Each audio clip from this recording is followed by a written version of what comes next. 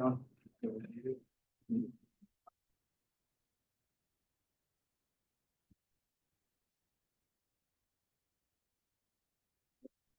right, it was actually how it should do. Basically, A2 usually. We wouldn't.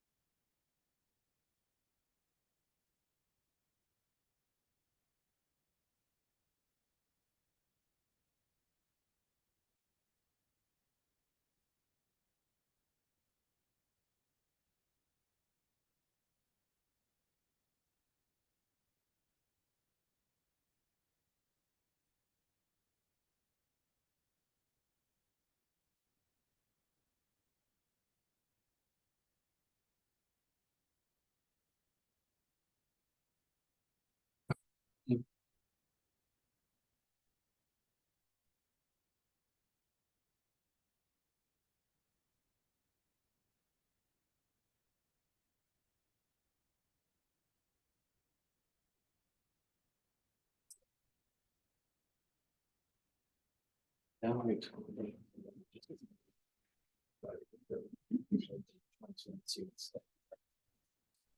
That has something to do with like. Yeah, it's probably just specific.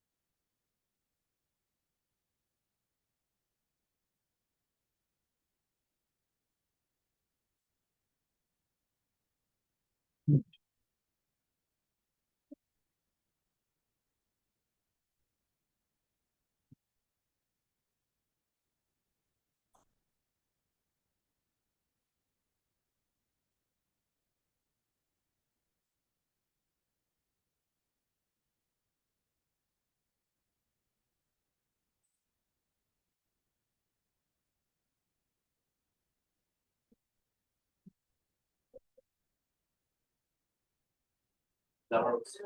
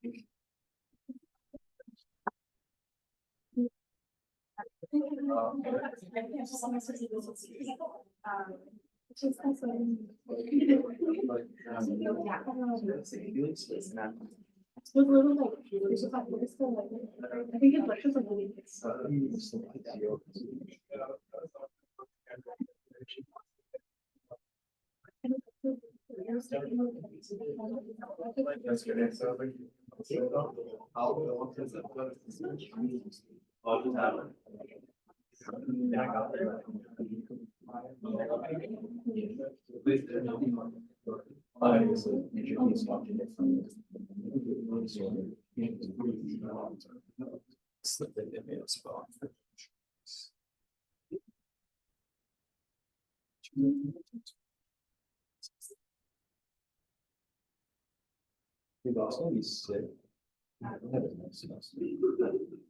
If someone was semester that might have.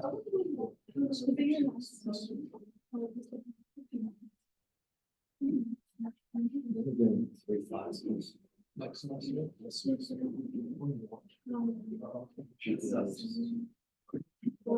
You're not just getting out of that.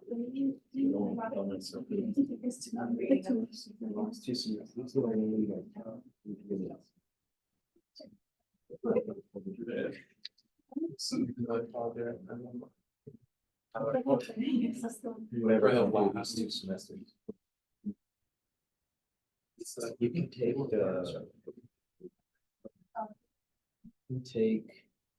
a vote. All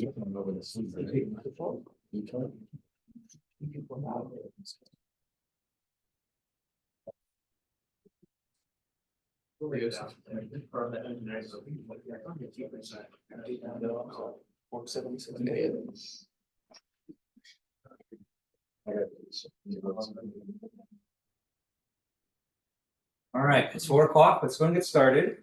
All right, good afternoon, everyone. How's everyone doing today? We have a good summer. So good. All right, so my name's Professor Justin Tran. So I am the instructor for EGME 454 optimization. Right, so this is a second time I'm teaching this, and so what's this? Third time's a charm, but second time should be better than the first time, right? So this is a little better than last year. All right, so I want to address one thing before we start today, just because I know it's on the mind of actually approximately 16 of you. So I know there is a long wait list for this course. I am talking with the department chair right now about adding people on the wait list. In most cases, usually I try to add as many students as I can from the wait list to a course like this, especially because it's an elective. I mean, you guys are choosing to be here out of many other courses. But my schedule this semester is actually pretty slammed. I have a lot of other things I need to do this semester. So that's going to place some limitations on how many students I can take in. So right now, I think I feel pretty good saying that the top 5 people on the wait list are going to get in. The other ones I'm gonna work and kind of see what my workload is like and what everything is. But I just kind of want to say that off the bat. So if you're 6th and below on the wait list, don't leave yet. I'm still trying to work to get as many people in the class as possible, but I just want to give you guys a realistic picture, before we start. Okay. All right. Any questions on that? Just the wait list situation. Anything? Okay. Okay. So for today, I don't have any actual content planned today. It's the first day. It's our first day back from summer, so I thought I'd just give you guys an introduction to the class, just to give you guys an idea of what to expect. Optimizations, probably the dictionary definition, I think everyone really knows, but what that actually means in terms of an engineering context and what we're actually going to do in the class, I think is a little bit of a mystery. So I think I would spend today just talking about what optimization is, what we're going to be doing in this class, and more importantly, I think going over the syllabus and the course expectations. Can't speak today, and the course website. Okay. So first I want to start out with learning objectives, and so I do see a few familiar faces here. So hopefully if you've taken it before, you've seen these before. But I like to use these learning objectives in my lectures. So before every lecture, I'll have these posted for you to see, and I always recommend people to write them down for the day. Okay. So just at the most basic level, you can think of the learning objectives as just like an outline of what we're going to cover for the day. And so it's good for just organizational purposes, just to have those at the top of your notes, just so you can get a quick rundown of what is in your notes. But if you notice the way I structure these learning objectives, I always start them with the verb. Okay? And I do that intentionally to kind of show you, what you should be able to do after the lecture for today. Okay. And so, for example, one of the learning objectives for today is to define optimization and explain why it is useful. So that's very much an actionable item that you can do to demonstrate your learning for the day. Okay. So when you walk out of this room, or for those of you on Zoom, when you close that Zoom window, you should be able to tell your friend, your sibling, your parents, what optimization is, and explain to them why it's useful. And if you can do that, then that was great, because that is one of the main points of today. Okay. So I do this intentionally because, at the end of every lecture, I think it's always a good exercise to go back and say, like, did I really understand everything from today? Did I really grasp everything that I need to? And, you can use these lists to say, like, oh, can I really define optimization? And if you said yes, then that's great. You obtain one of the most important aspects of the lecture for them. Okay. Okay. So a little bit about myself. My name is Justin Tran. My office is in E220, so that is on the other side. That's the engineering building. My email is justran@fullerton.edu. I'm a local guy, so I've grown up in this area. I'm very familiar. So I grew up in Cypress. If you're not sure where that is, that's about 8 miles west of here, down the 91. I've been in California my entire life, so my bachelor's at UCLA, my master's at UCSD, my PhD at Stanford, all in mechanical engineering. And my research interests have to do with applying engineering to biomedical applications, mostly blood flow and studying blood disease. Okay, so let's talk about the class. So what is optimization? So I think if you look up optimization in the dictionary, you'll say that you'll probably see something like, optimization is the process of making something better, right? And it's not that that definition is wrong, it's just that it's a very vague definition, right?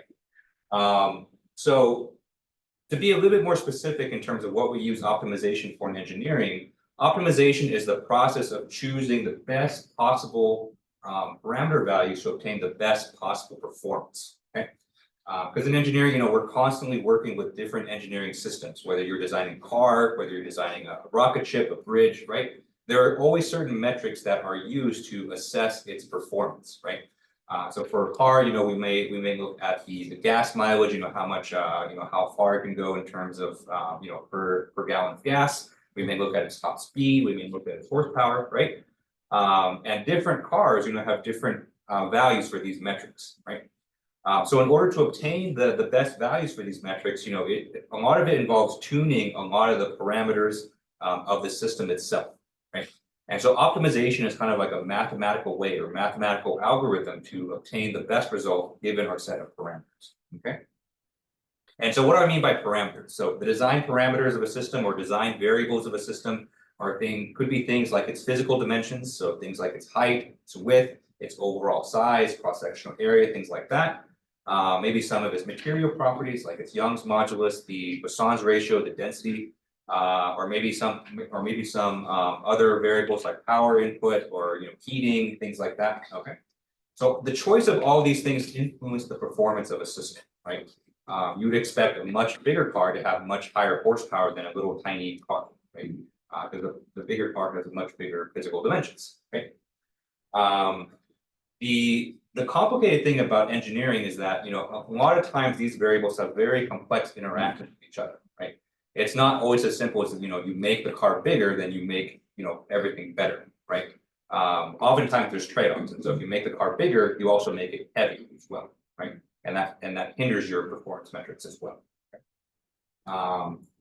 So being able to choose the best values or the optimal values for these design variables is often not it's not a trivial process.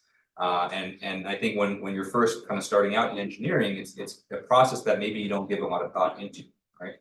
But optimization, I would make the argument is a really important part. If you're designing these systems to get the maximum amount of performance given your constraints, you need to incorporate optimization into your design process in some way. Okay. And so on the right here, I kind of have a visual kind of representation of what optimization looks like, right? And so if you start on the top left there, we have this kind of boomerang looking part, right? And maybe it serves as kind of like a connecting part in an engine or something, right? But through the process of optimization, we can optimize the topology, we can optimize the shape of this part, right? Whereas maybe initially we start with a part that looks like the top left just because it's simple to CAD up, it's simple to make, right? But maybe it doesn't need all that material to perform its job, right?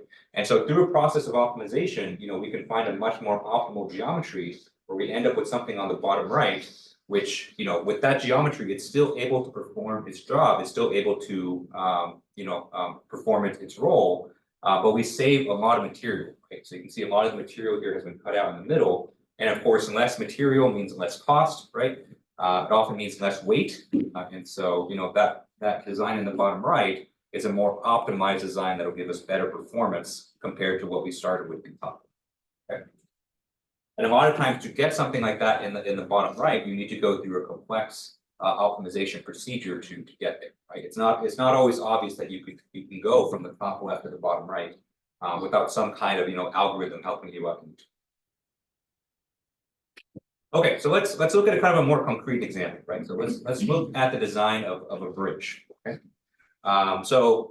Anytime you're given a design task or anytime you're given an engineering project, you always have your design goals and your design constraints, right?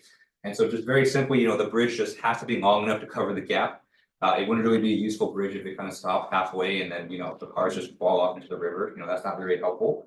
The bridge also has to be strong enough to withstand all the loads, and so all the cars that are passing over the bridge, all the pedestrians, maybe it's loaded by some wind, right? It's being buffeted by the wind, so it has to be able to withstand that.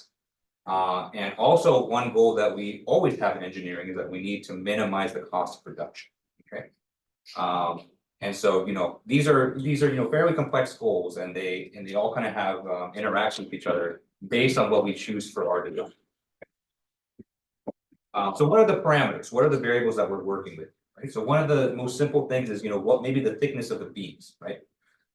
So, let's say that this is a suspension bridge and we have all these kind of structural beams that are used to construct it, right?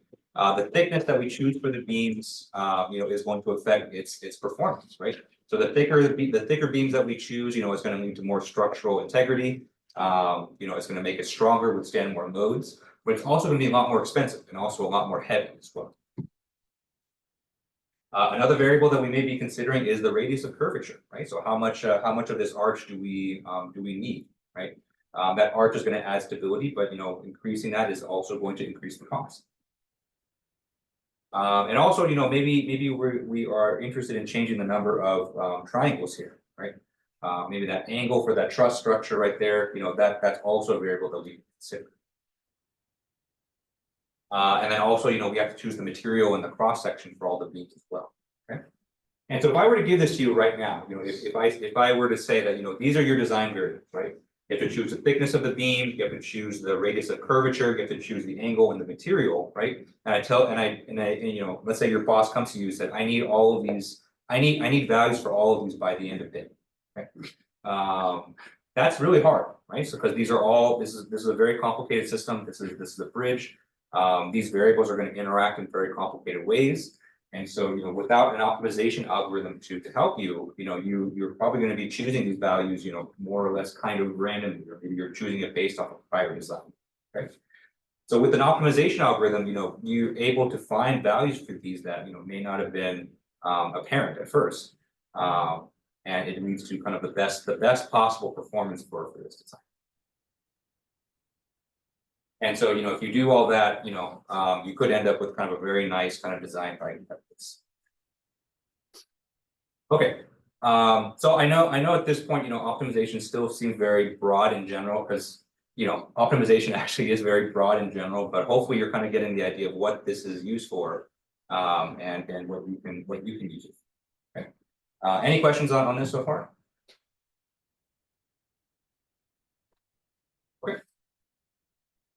Okay, so let's talk about some other engineering systems kind of just in general. So we don't, we're not going to go in as much detail as the bridge, but let's talk about aerospace. So aerospace, if you've ever, looked into the design of an airplane before, that it's a very, very finely tuned piece of engineering with very, very thin margins, right? Very, very thin margins in terms of, the factors of safety, the overall size, the weight. And so, everything is operating with, razor thin margins, where if you're off by a little bit, it could be catastrophic, right? But at the same time, an aircraft is also one of the most complicated pieces of engineering out there, with so many different factors and so many different variables that all interact in very complicated ways, right? And so I can tell you for sure that, in the design of airplanes, in terms of, its overall dimensions, maybe the thickness of the sheet metal, optimization has been used because, you really need it to work with such a complicated system like this. Thermal fluids as well. And so what you're seeing here is a water heater system. Okay. And so, I just wanted to give you guys an example of something that's not structural, although, as mechanical engineers, naturally, we talk about structural applications a lot. But the exact design of this, the dimensions of the tank, the power input, the speed of the fans, all of these things can be optimized using optimization. Here's an automotive case, right? Not too distant. So actually, last year when I taught this, we had quite a few students from Baja, and they used, I think they used optimization in part of their chassis design, which is really cool. So you can see here that there's so many different dimensions here. The length of all the rods, the thickness, and all that stuff. All of these things you can optimize using optimization. Engines as well, so engines also very complicated, so many different variables, but optimization can be used to help you choose these values. Circuits as well, right? There's like 3 more examples here than I thought I had. So this is a heart valve right here. So this is a little bit something from my own research. Optimizing the dimensions of this heart valve to make sure that it's performing. Okay. So optimization, very, very broad, and you can apply it to basically almost any factor of engineering. Okay. You would even actually be surprised that optimization is even used outside of engineering as well, right? And so if you actually look at the roots, if you look at the historical development of optimization, it was actually developed in applied math, and one of its first applications was in economics, right? Which kind of goes, like most technology, that technology is mostly developed to make people money. So optimization is kind of the same way, right? So optimizing things like supply chain, how many trucks to send out, how to load them, optimizing paths. To make things as efficient as possible, optimizing the allocation of resources, right? So there's a lot of optimization that's used in that. And actually, if you look up a lot of optimization content on YouTube or a lot of the textbooks, a lot of them are based in kind of finance and marketing and economics and finance. So we'll dive into this a little bit in this class, but of course, this is an engineering class at its core, so we're focusing mostly on the engineering applications. All right, any questions on this?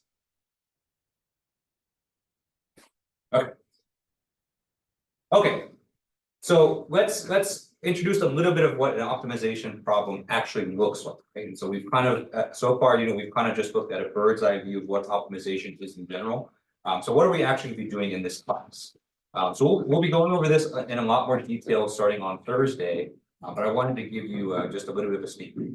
Okay, optimization kind of at its core is a math topic, and so I always warn people that this class is very heavy with the math. So there's going to be a lot of algebra, a lot of derivatives in this class. Okay, and so in optimization we always have something called an objective function.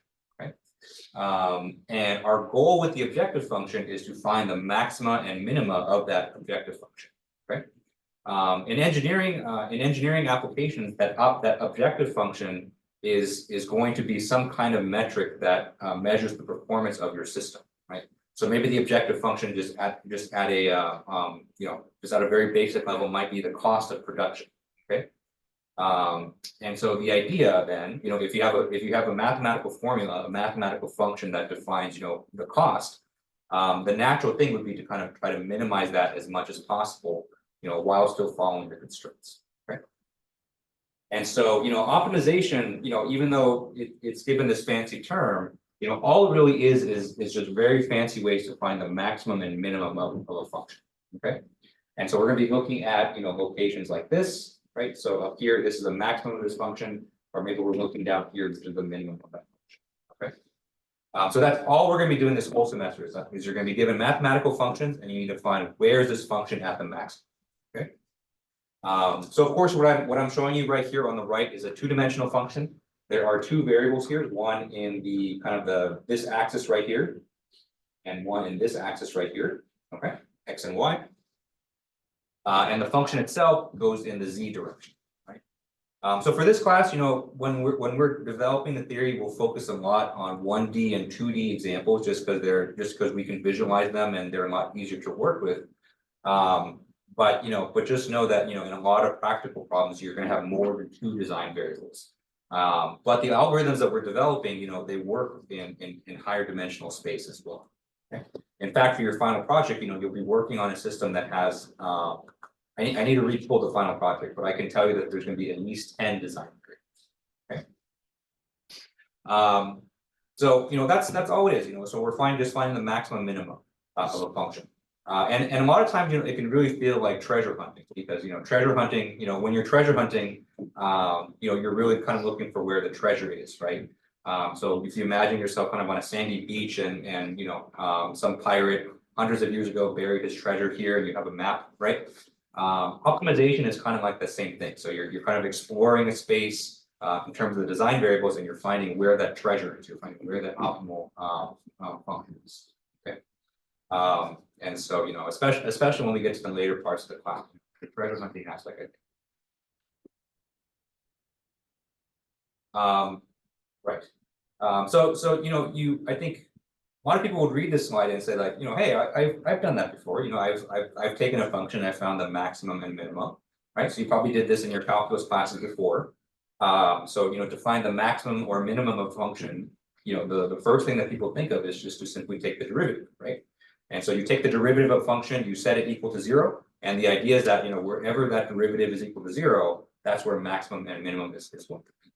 And in fact, you know, that's actually the first method that we're going to go over starting next week. And so, you know, we're going to start with that, and we're going to find, you know, we're going to see there's more kind of complicated algorithms that go. Okay. So that's probably as best as I can do for a 20-minute introduction to this course. Here's kind of a more kind of detailed outline. Okay. So I've kind of broken up the course into kind of, you know, five sections here. So we're going to have the course introduction. We'll stick to that to maybe this week and next week. Then we're going to go over something what I call classical methods, then linear programming, nonlinear programming, and then, you know, towards the end of the class, we'll talk more about kind of practical applications. And here are some of the more kind of this is more of a detailed look of all the concepts that we're going to go over. Okay.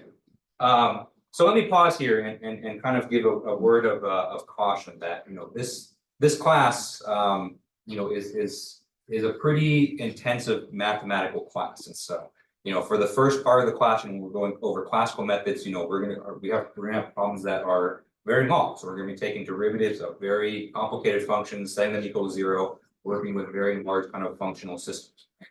Once we get to the second half of the class, you know, we're actually going to be working with a lot of programming as well. Okay. So linear programming, nonlinear programming, that involves a lot of code writing as well. So we're going to be using MATLAB a lot in this class. And I'll show you a bit later. So you know, I've already posted all of the example codes that we're going to go over in this class. I think there's something like almost 30 of them. So there's a lot of just example code that we're going to write or we're going to go over. And you're going to be writing a lot of code yourself as well, especially for the final problem. Okay. So I want to mention that now just because of you know, just be prepared for a lot of programming. I know programming is not everyone's thing, and so, you know, I want to make sure that you guys are aware that, you know, there is a lot of programming to this course, there's a lot of math to this course. Just kind of be ready. Okay, any questions on just the class itself before we go over the syllabus? Okay, all right, so let's go over the syllabus. So of course the syllabus is also available to you online on Canvas for you to view, but I thought I'd spend today to go over it together. Okay, so let's talk office hours first. And so I have office hours 3 times a week for 1 hour. So I have office hours Monday and Wednesdays from 5:30 to 6:30, and so that is in my office or virtual. Okay. And then I have office hours Thursday as well, Thursday afternoons from 1 to 2 p.m. Okay. So for all my office hours, I will be in my office, so I'll be in E220. So you're welcome to come there for office hours. My door will be open. If you haven't been there, you know, just go to the second floor of the engineering building. You know, if you're facing the E2 classroom, turn right. And you'll reach the end of the hall, turn right again, and then I'm at the end of that hallway. Okay. But if you're not able to attend in person, I also have the option to view the lecture or come to office hours virtually as well. And so if you go to the Canvas site, you'll see that there are Zoom links for all of the office hours. So, you know, you're welcome to come via Zoom as well, if that's more convenient. Okay. So office hours, you know, for the most part, you know, office hours are for discussing you know, the course itself. So if you're confused about a particular topic, if you're having trouble with the homework, if you're confused about something for the exam, you know, that's office hours is kind of the best time to ask those questions. Okay. Of course, I'm available through email as well, so you can feel free to email me your questions as well. You know, but you know, I know that I'm also an advisor for the department. So if you have advising questions, I prefer we talk about those outside of office hours. So, you know, office hours are really just for classes. Okay. Okay, course level learning objectives. And so, you know, even, you know, every day we're going to have our learning objectives for the lecture, but we also have learning objectives for the entire course as well. Okay. So these learning objectives, I wrote these kind of before I kind of designed the course, and I kind of you know, designed all the content around of the course, you know, around these objectives. Okay. So you know, you're probably not going to see these after today, but just know that you know these 4 objectives here are what are, you know, they're what I use to organize the entire course. Okay. So number 1, formulate engineering problems as optimization problems. We'll be going over that on Thursday. Number 2, identify features of an optimization problem and select the appropriate method or algorithm to solve it efficiently. Number 3, solve optimization problems using manual calculations or implementing computer code. And number 4, assess the validity and reliability of an optimization result and make modifications to improve the output. Okay, so let's talk about the deliverables. So I have 7 homework assignments planned for the class, 2 midterm exams, and 1 final project. So there's no final exam in this class. I think the registrar scheduled a final exam time, but we're not going to be using it. So the final in this class is just the final project. So there's no exam. Okay. The second point I have there is that the lowest homework is going to be dropped. So I know, you know, I've been teaching here for a while that, you know, things get really hectic throughout the semester. So I want to give you guys a little bit of flexibility.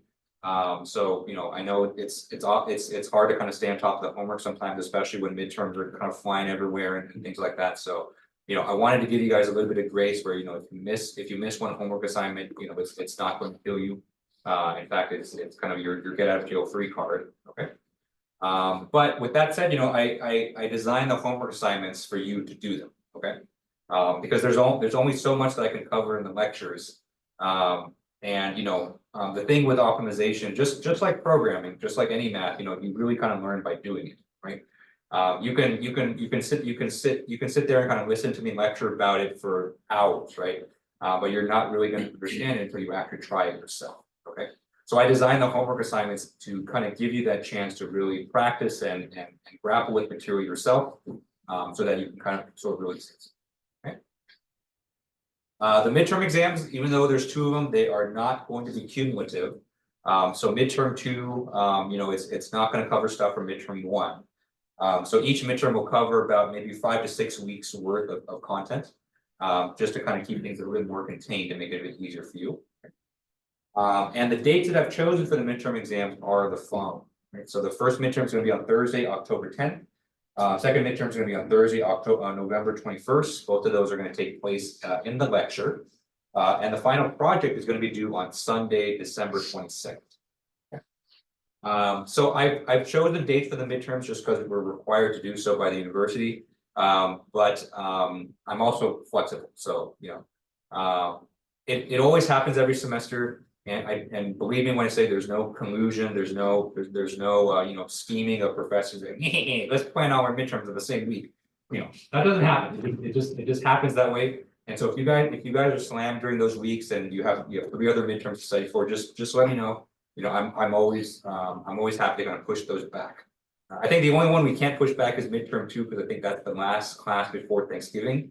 But you know, maybe we move it up, or maybe we can push it after Thanksgiving too. That's fine too. So just let me know. Okay, so those are not set in stone. I just have them there because I'm required to do so by the. And the due date for the final project, that's probably as far back as I can push it because I need to finish all my grading before Christmas. And I very much like to see my family and my friends over Christmas, and so I'd like to get all that grading done before.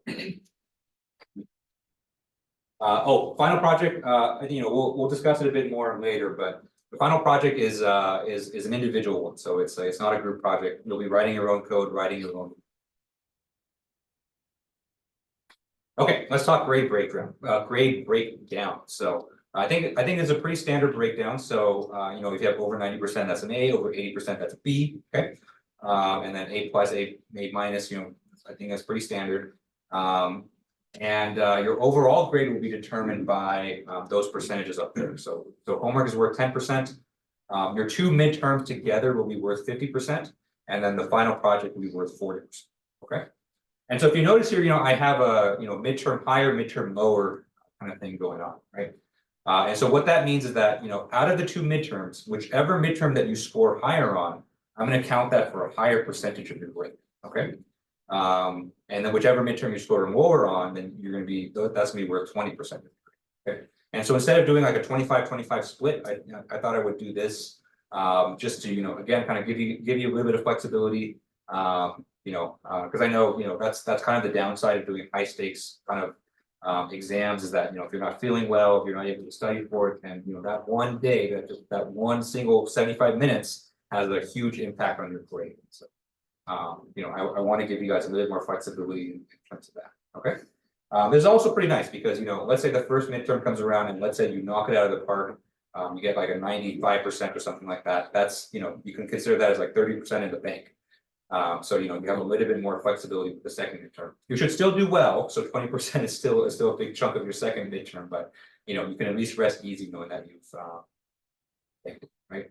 And so, and that goes true for the opposite situation too. So let's say that you didn't do so well in the first midterm, you could really kind of do really well in the second midterm and really have that make up a bunch of those points. Okay. And so the last point I have there is that I don't do curving, at least not in the traditional sense. I don't, there's no predetermined distribution of A's and B's that I pick out. But I do look at the overall course average. And so what I always do at the end of the semester is that after all the grades are in for the final project, all the adjustments and everything, I look at the overall class average. And if it's below a certain threshold, then I'll add points to everyone's grade until it hits that threshold.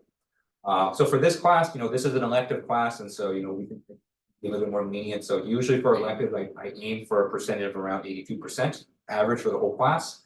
And so let's say that after everything, the overall average in the class was say 77%. So what I would do then is I would add 5 points to everyone's grade so that the average reaches 82%. Okay, it's very simple. There's no there's no competition. What I found that when I was in college and they were only 10% of you were going to get A's. There was a lot of backstabbing in fighting. So not really in engineering courses. Usually in engineering we're pretty chill about it, but when I was taking courses with like pre-meds, it was very competitive. So I just do it very simple, just overall average. If it's below that, I just add points. Yeah, that's it. Any questions on this? All right, textbook. So textbook's not required. If you've ever had me before, you know that I have a long burning resentment towards the textbook industry. It's run by the mafia. They're still overcharging for textbooks, and I will never willingly give them money. Same thing for my students. Okay, so the textbook's not required. I post all my lecture notes online, and if you had me before, you know that I check all my lecture notes very closely. What I do is that I purchase the textbook myself, and then I read it and I condense the information in lecture notes and I give it to you guys. So you guys don't have to purchase. Okay. So for this class, I'm using a textbook by Rao. So it's called Engineering Optimization Theory and Practice. So specifically, I'm using the 4th edition, which is the one I was able to get for free from my friend. So I will say I'm not using an updated version because I didn't want to pay for it.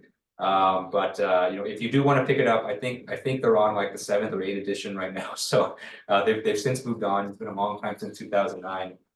So if you're able to pick one up for cheap, or if you just happen to find one, surfing the internet, not specifically looking for it, because I would never condone you to specifically look for a free version of a textbook. But if you just happen to find one, that's great. Go ahead and use that one. Or you can try to find a cheap one as well. Okay? This textbook's pretty good. It's very thorough. I think it's about 1,000 pages. So the physical copy I have is like something like this. So there's a lot of examples in it, a lot of practice problems. So it's a great resource. And in contrast to a lot of optimization, it's actually written from an engineering perspective. So a lot of the examples, a lot of the terminology is from engineering as opposed to finance. Okay. Yes, question. Does the book go coded? It does, but it talks about it in general. So it doesn't give you specific code for like MATLAB or anything like that, but it tells you just algorithms in general.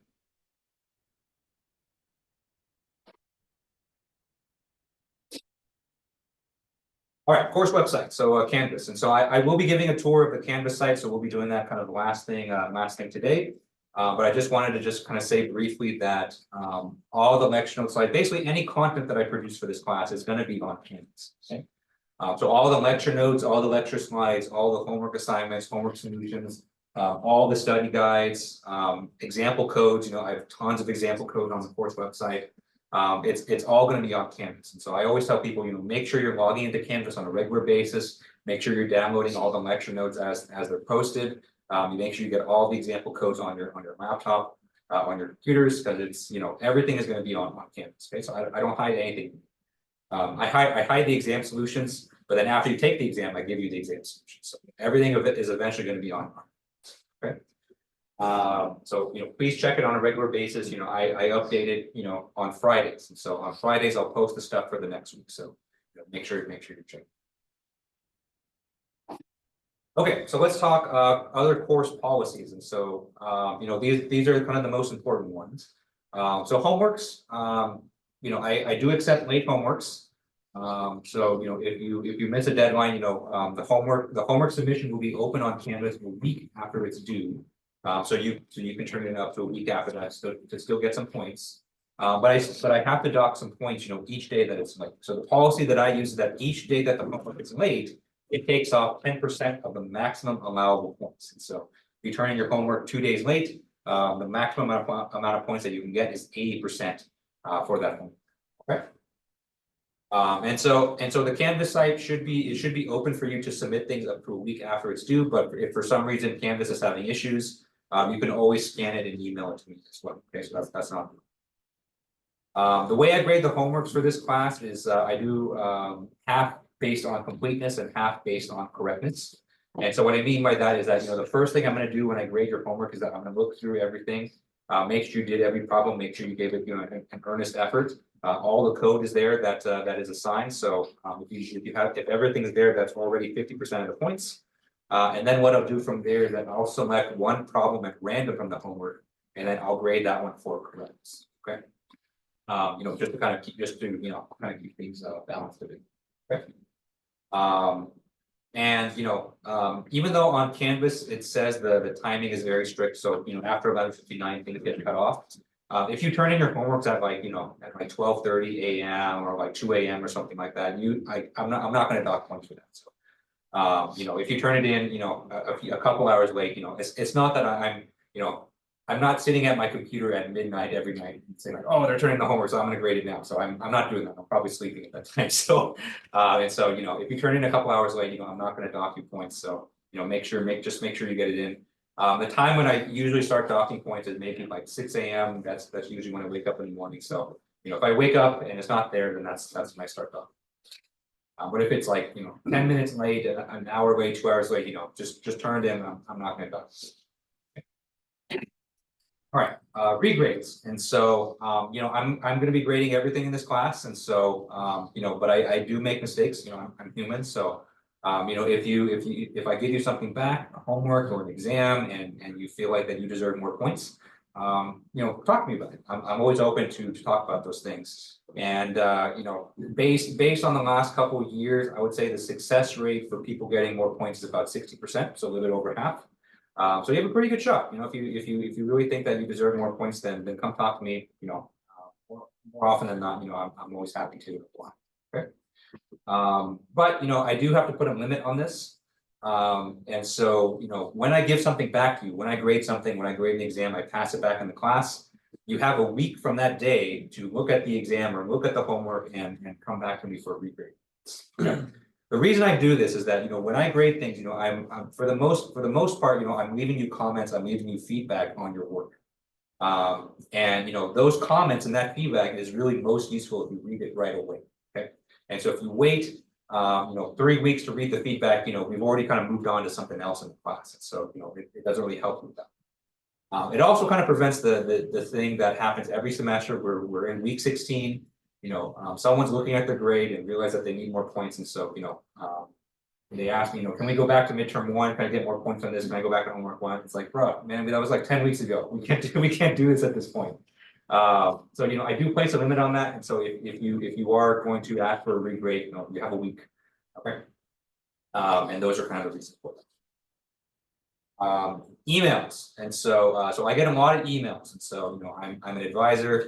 I'm teaching 3 classes, and so I get at least 30 useless messages from like the president and the provost every day. So I get a lot of junk in my email. But I prioritize you guys, so I read every one of his emails. But to kind of help me out, and just because I have a filter for it in my inbox, if you could include EGME 454 in the subject line, it really kind of helped me filter my email and it kind of helped me get back to you on a faster basis. I think at this point, most people are on top of this. All the emails I've gotten so far for the class have done this, but just make sure you're doing that, and it helps me kind of respond to you more quickly. I'm curious if you know this just amongst the other professors. Is it best if there's a space and like not a dash, like I'm not doing EGME 454? For me, I set it up to catch it if there's a dash or not, so space or not. So it literally, I have to search for 454. So usually that combination of numbers usually doesn't show up in other cases. So yeah, for me it doesn't matter, but I don't know how other people set up their. Any other questions on this? Okay. All right, graduate credit. So I think there's at least a couple graduate students in this class. So 454 is technically an undergraduate level technical elective. It is eligible for graduate credit, but in order for you to get graduate credit for this, you have to complete an additional assignment. So that additional assignment is kind of what separates it from an undergraduate class from a graduate class. Okay. So if you are a grad student, please let me know as soon as possible. I think I know a few of you already, just because you've been in my class before, but just to make sure to mention it. You can mention it in your introductory email as well. Okay. So what I did last year for the graduate assignment is that I had them do kind of an additional code for their final project. I gave them kind of an additional graduate problem to optimize. So I'm probably going to do that again this semester, but we'll kind of wait. Just kind of make sure you let me know.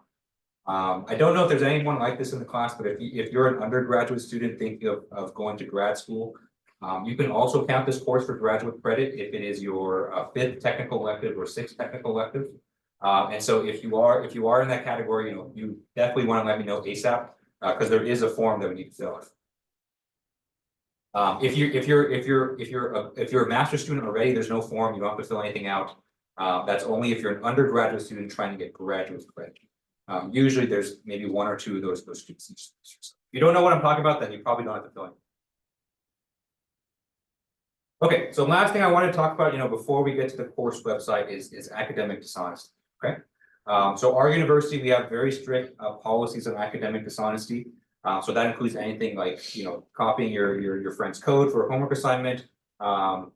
Just something more serious, copying someone's answers on an exam. Okay. So committing academic dishonesty will result in at least a 0 for that particular assignment. But if it occurs on something more serious, like an exam or the final project, it can go up to an F for the course and a referral to student conduct. So we have very strict policies. There's not really much wiggle room. Okay? And I want to take this opportunity to discuss something that I'm being contractually obligated to discuss, as has been drilled in us from the provost's office and everything, is the use of AI. Okay? So you'll probably get this talk in some way or another from all of your classes, and it's kind of the wild west. They're kind of letting professors kind of do what they want with it, but we have to address it.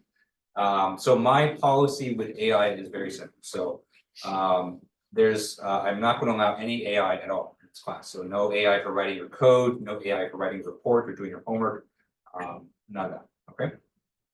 And the reason, yes. So let's say we have a code that has like some errors in it. Mhm. Would we be allowed to use AI to like, hey, I don't know where my error is in this code right now, but we wrote the whole code, we just don't know what it is. I would prefer you speak to me first. Okay. And so if you're getting errors in your code, send me the code. If I'm really unavailable somehow, if you've been waiting 2 days, then it's okay. but I would really prefer that you either come to me or ask your classmates. And the reason I have this policy is, I'm it's kind of from a position of someone who's scared of losing his job for AI. Because if the chancellor could, lay me off and pay Sam Altman 20% of my salary to teach this class, and then take 80% of my salary as her own, she would do that in a fucking heartbeat. I don't care what she says, she would do that in a heartbeat, okay? And so as someone whose own job feels threatened by AI, I'm having this policy just to, kind of as a little bit as a rebellion for myself, I'll be perfectly honest. But also, just to say that, if you're gonna have a career, if you're gonna have a job in this kind of post-AI world, you need to be able to show that you have value to the company beyond what an AI can deliver, okay? And so that's kind of how I'm approaching a lot of my work, at least for the next few years, that, that me doing this and not paying an AI to do it is a much better experience than okay. And it's going to be the same for the companies you guys work for too, right? And so if you're working for an engineering company, engineering companies, all companies are always looking to shave costs one way or another. And so if you are at a level where an AI can do kind of everything that you can do, the company's like, why shouldn't we pay the AI to do that? Right? And so you're in this class, not to just demonstrate that you can do the tasks. So I know that the homework can be done. I know that the exams can be done. I know the project can be done, right? So because I wrote them all, right? So I wrote the solution. So I don't need an AI to tell me that these things can just simply be done, right? And I'll be honest, probably because this is a first optimization course, and AI probably can do a lot of what we're going to do in this class, right? That's not what I'm interested in, right? What I'm interested in is you guys learning this material, for the first time. Okay, getting a foundation in optimization so that you can actually apply it and actually use it in kind of a more complicated and more professional setting.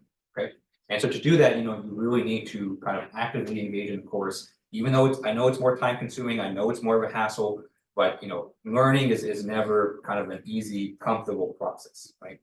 I think AI is very appealing right now because it makes it kind of a very easy, kind of painless process to do things like homeworks and reports and things like that. Okay. And so the reason I'm not allowing AI is that I really want you guys to take something away from this class. I don't just want this to be just a letter on your transcript or anything like that. I'm really hoping you guys take something away.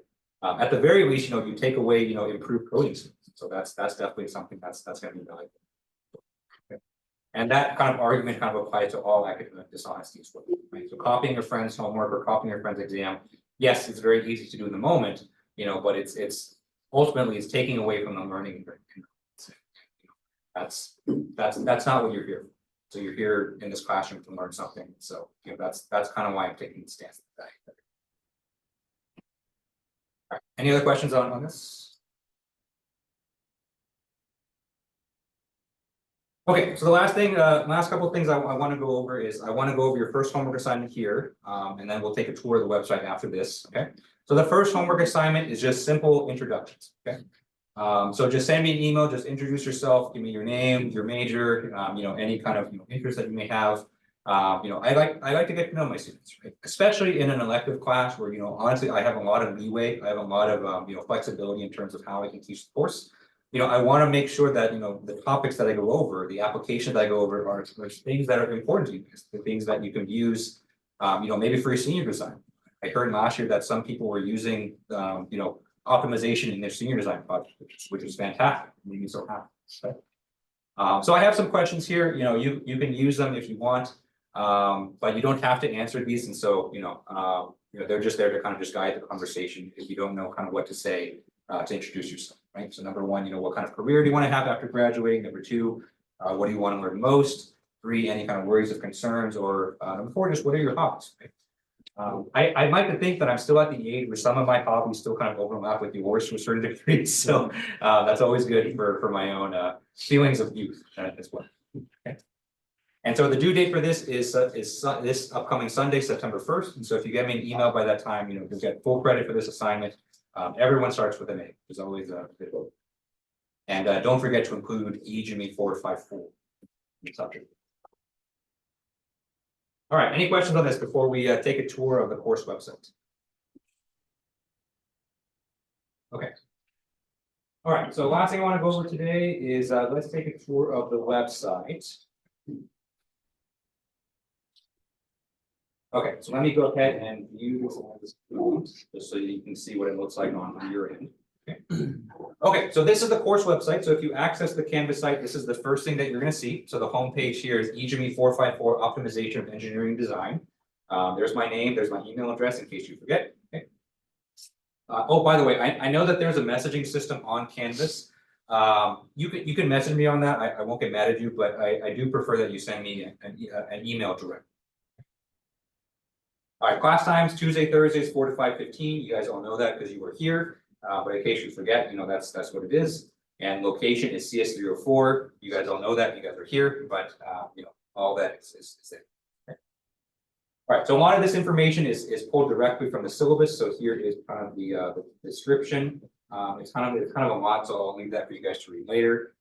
There are the learning objectives. Syllabus. Looks like I forgot to put the syllabus, but that's there for you as well. Okay. If you want to attend the lectures via Zoom, the Zoom links are there as well. Okay. Oh, I forgot to mention this earlier, but this class, I'll be streaming the lectures every single day. So if you prefer to attend the lectures on Zoom, that is perfectly fine with me. So you can go ahead and do that. Okay. So the only days that I do require you to be in the class are the days that we have the exam. So only 2 days, 2 days of the entire semester that I require you guys to be here. But for every other day, if you want to attend on Zoom, that's fine. And if you want to attend the office hours via Zoom, then this is for that. All right, but the most important point of the homepage is what's at the bottom here, which is the course outline. Okay? So you can see here that I've broken up the course into all the 16 weeks. Okay? And then in each of the 16 weeks, I've written down kind of what the topics are that we're going to cover that. And if you'll notice that, the first week here is clickable. So that is a hyperlink that you can click. Okay? As we go through the semester, all of these links will be clickable. And if you click on this link for week 1, you'll see all the content that you need for that particular week. Okay? So for week 1 right here, you can see I've written a little bit of a description of what we're going to cover that week. Okay? I have all the learning objectives for that particular week. All the lecture recordings, and so because I'm streaming all the lectures on Zoom, they are recorded. So I'm going to post them. I post all my lectures on YouTube, and they'll be there for you to view at your convenience afterward. Okay. So lecture 1, lecture 2 of every week we post it here. Okay. All the assignments that you're going to need to know are going to be posted there as well. So all of the assignments that are currently active, you can access them from here. Okay. And then all the files that you need for the week. So that includes all the lecture notes for the week, any example codes that we go over, any homework solutions that I just posted. All of those you can find there. Okay. Okay, so each week, I try to post the weekly page by Friday, and so by Friday afternoon you should be able to see this. So you should be able to download, all the lecture notes, all of the example codes that you need for, straight. Okay. So that is the home page and the weekly page. So make sure you check those every week. Next thing I'm going to do is I'm going to go down kind of the tabs on the side here. I don't use all of these. In fact, they look like they've added a few tabs here that I don't use. Okay. The next tab here is the announcements tab, and so you can see all the announcements that I've made for the course. Okay. All the announcements that I make through Canvas are also automatically emailed to you. And so you should never have to come to this page right here unless you want to see an old announcement. But all the announcements are archived here for you to see. The next tab we have here is the assignments page, and so all of the homework assignments will be posted here. Okay, and so if you click on a particular assignment, you'll be able to read a description of that assignment as well as download any files that you may need. Okay. So once we get to the coding aspect of the course, any kind of starter code that you need for the homework, I'll be posting here as well. The next tab we have here is the grades tab. So you can see kind of your most updated picture of the grades in class. Okay. So all your homework grades will be here. The midterm grades will be here. The final grades. Okay. You can consider this basically as your official kind of grade book. So this is basically what I use to assign grades at the end of the class. And so make sure you're kind of constantly checking this. Right, next tab we have here is the people's tab, so this is the list of everyone that's in the course, and so, you know, you can use that to look someone up. Right, and the last page that I want to go over here is the files tab, and so, you know, all the files that I post on Canvas for this course will be in here, right? So note that, you know, the links for all these files will be able to be accessed from the weekly page, and so, you know, if you're following the course kind of week by week, you shouldn't have to come here. But if you're looking for a very specific file, so let's say that, you know, you're working in between the workstations here and your home, and you don't have access to your home computer, you know, you can always come here and access the files. So this is kind of here just kind of as an index of all the files. You can see here that I've separated this into the separate folders, right? So I have one tab for assignments. It's empty right now. I'm working on your guys' homework 1. Next, we have all the code examples, and so all of these example codes are going to go over throughout the class, and so you can see that there are a lot of them. Okay. So in case you wanted to sneak a peek of what these are, you can look at them. Some of these are bigger than the other ones, so this one I think is a pretty long code, just based on the file size. I don't know why I clicked it. There's no point in looking at it right now. All right. Final project, you know, there's some stuff here for the final project. You know, I'll be updating this later this semester, but if you want to see kind of the final project from last year, you can do that as well. Okay. Lecture notes, all the lecture notes will be here as well, so you can check these out. Okay. And then solutions as well. So, you know, whenever I grade a homework, I'll put the solutions there, exam solutions. You know, anything that you need, any solutions to things that I code will be. All right, so I try to keep the website fairly clean. You know, I don't you know, I don't want to, you know, I don't make use of all the other features just because I think they're just kind of, you know, not really helpful. So, you know, I try to keep it as clean as possible. All right, any questions on the Canvas site? Yeah. I'm not on the Canvas site, but it's on MATLAB. Okay. So what like MATLAB version should we use? Is it fine if I use 2022 or? Yeah, so we're only going to be making use of kind of the very basic kind of MATLAB features. So if statements, for loops, variables, things like that. So we're not going to be using any of the advanced features. So any version of MATLAB. Any other questions? Okay, so that's all I had planned for today. And so I'll be sticking around. I have another class here at 5:30, so I'll be here for the next 30 minutes. So if you have any questions you want to ask me, I'll be waiting up here. If not, it was great meeting you guys today. Hope you guys have a good rest of your day, and I will see you on Thursday. Thursday, yeah. There's. Hey, how's it going? Good to see you. Okay. So I'm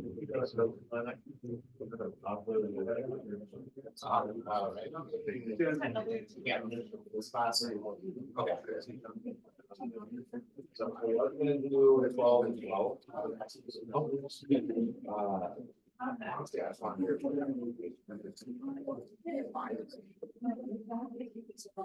They're very different. So 454 is much more math. 410 is so yeah, I mean both are very both very different. I got it for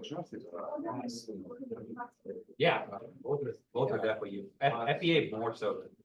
Sure, and that's why I definitely wanted to take for it. This one, I appreciate the like Nice.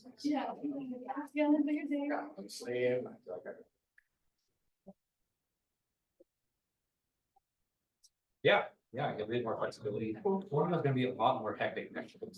You want to open up your schedule a little bit. Definitely not a bad thing. Concerts this summer. I did. I went to Boston Dreams back in July. Yeah, it was great. It was fantastic. I love Maddie. Yeah, I still haven't seen that.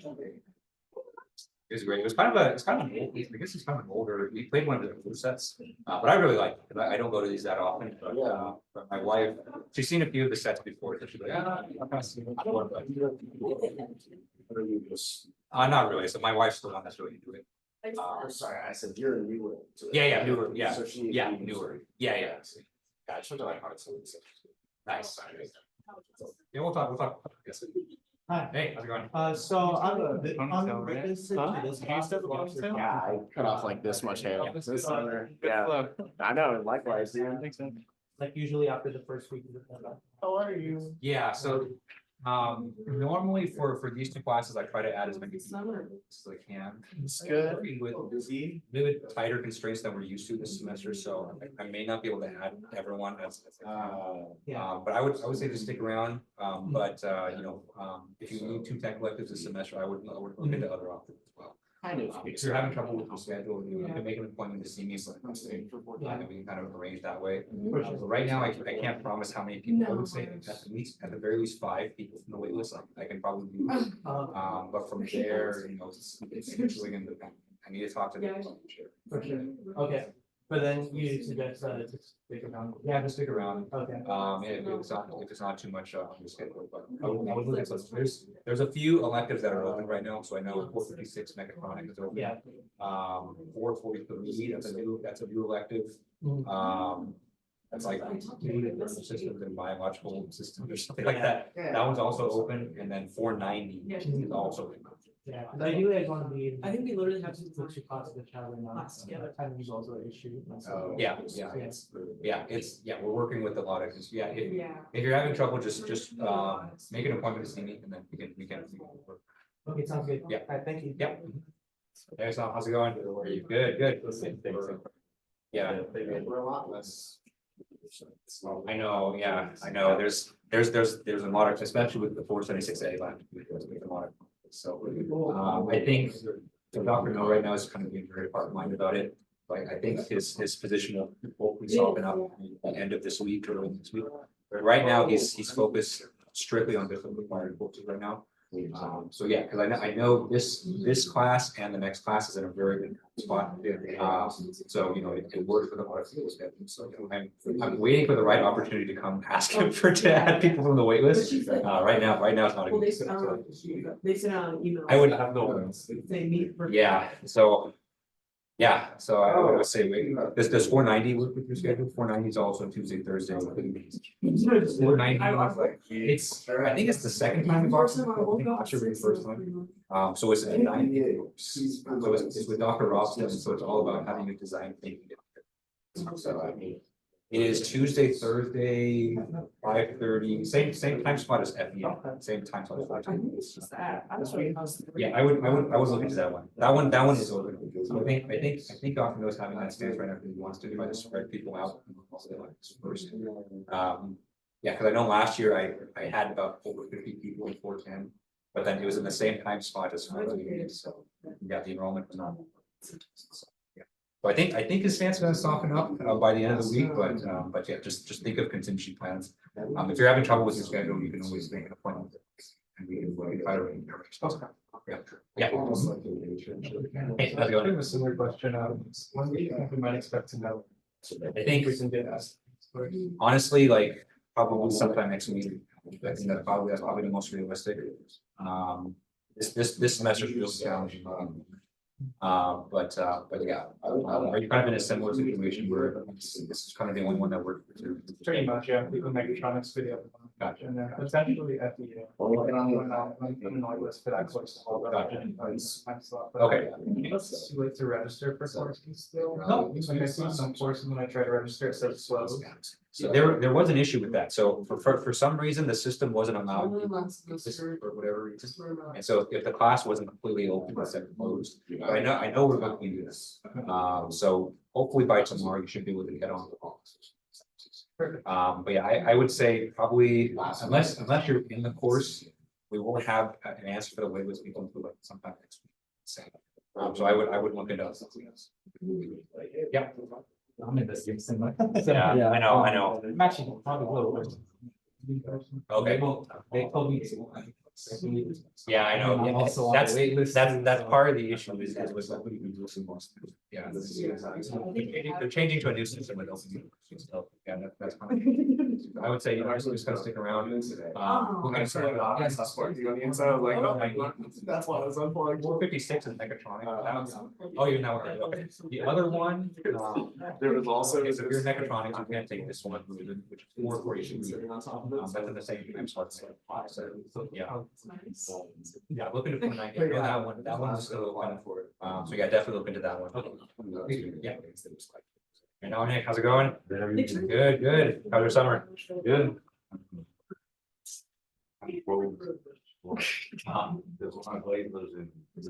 Oh, okay. Yeah, hit up. Dang, Ohio. Yeah, she's different. That's a lot of ride. Unnecessary miles on that. Must have been fun though. Yeah, that's awesome. Just tease Nice, her. nice. Doing nothing. Like, That's awesome. Let's see. or just, that person. I have a question about. This one. That's a good idea. Yeah. That works in this. So it's a little bit hard because we haven't, it'll make more sense after we go a few weeks. But an optimization problem is kind of like, I give you like an engineering design. And I want you to find the best parameters for that. The best width, the best height, the best thickness, things like that. And so what I had the grad students do last year was I gave them an additional problem. So the final project for optimization last year. Yeah, exactly. Oh, this one, I know competition because that was a whole nother code. Yeah. This one is maybe like Especially because, some of the. 3% more. Let's say. They're. Yeah. It's not as big of a leap as. You can set it as optional. In general. Oh, yeah. Whole other code, right? It wasn't exactly, well, it wasn't a whole, it was like, it was a whole other code, but a lot of it built off. Yeah. It wasn't as much writing. More settlements. You didn't have to write 2 reports, that's what I tell. Yeah, it is. Me too. She sees that. 3.0. Yeah. My second. I do. There's only I have 1 student right now, I think I should be finishing up this semester. So yeah, I'm always looking. I might have some more projects probably starting. 2, 3, and 4. So starting. Especially 4. Oh, with the math classes? Yeah, so let's find some kind of. Yeah, I'll just. I don't understand. Actually, this guy. is Yeah. Exactly how I can. I just have a range of. Okay. Sounds good. I was like. Yeah, good to see you again. Hey Sean, how's it going? Alright, I'm sorry. Okay. Hi, I don't remember. Stand for 410? Yeah.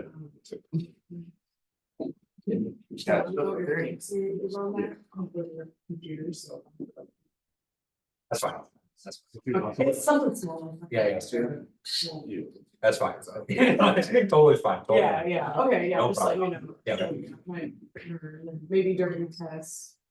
If it's like, they usually don't really. Yeah. I'll let you know.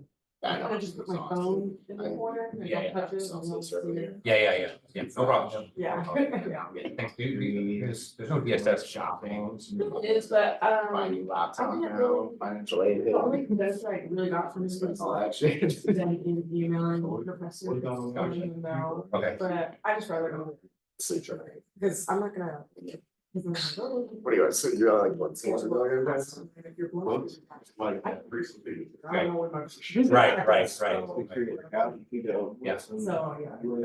Okay, yeah, no problem. You just remind me before it's, Yeah. I'll probably have you sit, maybe like somewhere like right here, just so like. Yeah, usually it doesn't really happen. It's like one class every semester. like Gotcha. one time. Okay, yeah, no problem. Yeah, I appreciate you doing that. I'm going to. Yep.